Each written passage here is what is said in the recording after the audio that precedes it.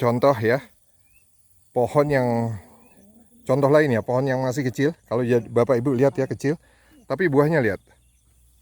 Ya, buahnya banyak sekali. Ini ada sekitar 30 buah nih satu pohon ini. Dan ini pun udah dirontokkan sebelumnya. Tapi dia bertahan. Alhamdulillah bertahan dan subur.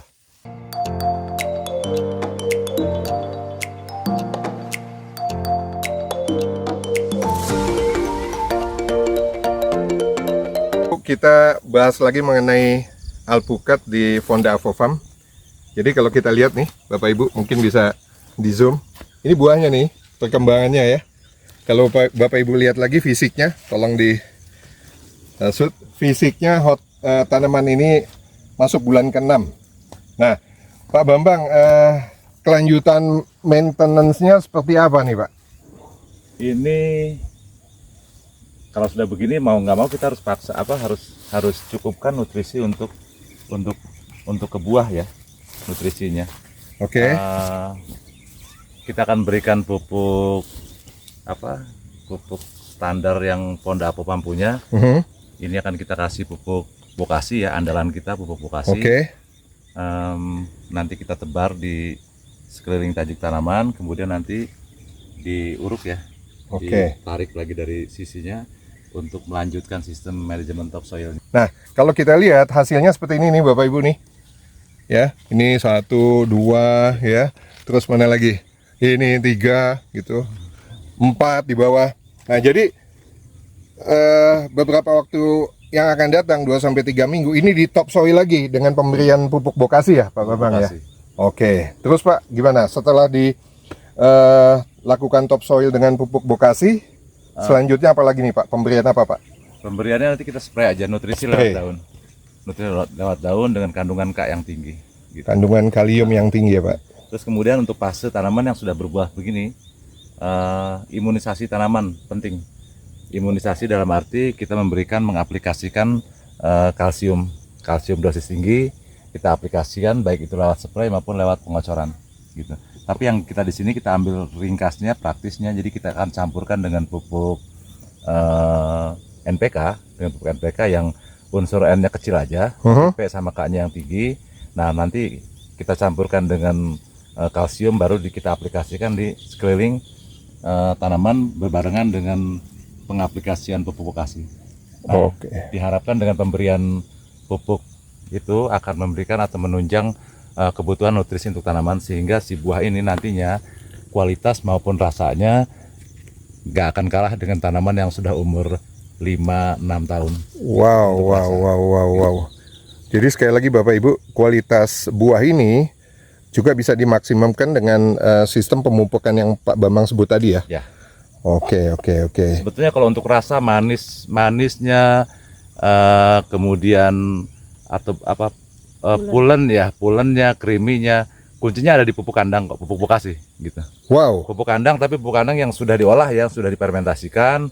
Kemudian pupuk kandang itu sendiri sudah ditambahkan beberapa unsur lagi ya untuk menyempurnakan daripada si pupuk itu sendiri. Boleh dibilang seperti 4 sehat 5 sempurna kayak gitu. Oke. Nah, sempurnanya itu yang kita harus tahu. Oke, jadi Bapak Ibu sekali lagi kita banyak dapat informasi bahwa ketinggian MDPL alpukat jenis tertentu itu menyebabkan rasa tawar dan tidak pulen gitu ya. Tapi alhamdulillah dari Fonda Avofarm Pak Bambang punya metode bagaimana membuat buah itu pulen dan juga manis gitu ya rasanya ya. Oke, mungkin bisa di sharing sedikit nih Pak. Yang membuat pulen itu apa sih Pak? Kuncinya? Ya. Jangan pelit sama aplikasi pupuk kandang. I see. Nah, terutama pupuk kandang domba ya. Ya. Bukan sapi, bukan ayam, tapi domba. Ya. Gitu. Karena di unsur domba itu, nanti bisa dicarilah, di googling lah unsur-unsur yang membedakan antara pupuk kandang domba dengan pupuk kandang ayam. Nah, itu ada beda di situ. Terus kemudian aplikasikannya itu dengan cara jadikan si pupuk itu Bokasi gitu. Karena di Bokasi itu bukan hanya pupuk kandang difermentasikan dengan menggunakan M21 atau M4 atau bakteri-bakteri pengurai lain, ini bukan. Tapi ada tambahan unsur-unsur lain yang akan menyempurnakan si pupuk Bokasi itu yang nantinya akan diserap sama tanaman yang ketersediaan unsur hara makro mikronya sudah sangat luar biasa. Ada varietas yang bagus di dataran rendah, tapi kita pingin ditanam di dataran tinggi. Itu yang kita coba. Betul. Gitu.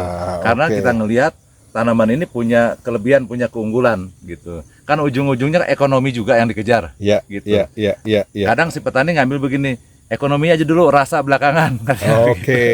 Tapi di sini kita coba ekonomi dan rasa kita gabungkan semuanya supaya benar-benar sempurna. Gitu. Oke. Jadi Bapak Ibu, yang Pak Bambang sebut tadi varietas itu menentukan di ketinggian MDPL. Cuma caranya gimana? Varietas tertentu kita tanam di MDPL yang tidak biasa, tapi kualitasnya juga nggak kalah. Contohnya ini jenis tanaman apa Pak Bambang? Ini aligator. Aligator. Aligator itu idealnya di MDPL berapa Pak yang enak menurut informasi? MDPL 400 ya. Nah, aligator di MDPL 400 biasanya ya, atau dataran rendah. Nah, sekarang kita punya MDPL sekitar 700 ya Pak? 700 lebih nih. 700 lebih. Mendekati 800. Nah, mendekati 800. Gimana aligator bisa maksimum ya kualitas buahnya dan pertumbuhannya di yang biasanya MDPL 400 atau di bawahnya sekarang hampir di MDPL 800 gitu. Gitu. Wow. Oke. Karena begini, ada kelebihan gini. Tanaman atau buah ya yang ditanam di MDPL bawah dengan MDPL atas. Ada keuntungan untuk yang ditanam di MDPL atas. Satu, keuntungannya bobot buah akan lebih besar, lebih berat Oke. daripada yang di MDPL bawah gitu. Ada lagi Pak sebelum kita tutup videonya, mungkin pemberi motivasi atau apapun yang petani musil bisa lakukan Pak. Jadi kita jangan nyalahkan kondisi tanah kita ya. Triknya nih untuk para petani, jangan menyalahkan kondisi saya punya lahan, saya punya lahan di dataran sekian MDPL, sayang lahan saya tanahnya seperti ini. Enggak. Semua tanah bisa ditanami, semua tanah bisa diperbaiki gitu. Tinggal sekarang kemauan kita untuk belajar, mencari tahu. Kunci suksesnya itu aja. Sama terakhir, sabar, jangan kepingin buru-buru. jadi Bapak Ibu memang manusiawi ya, usaha untuk mendapatkan hasil yang cepat dan besar gitu ya. Tapi kuncinya sebagai petani, yuk sabar. Sabar. Seperti tanaman inilah. Ini kalau dibuahkan kemarin kan ada mungkin sekitar 20 lebih ya. Ya.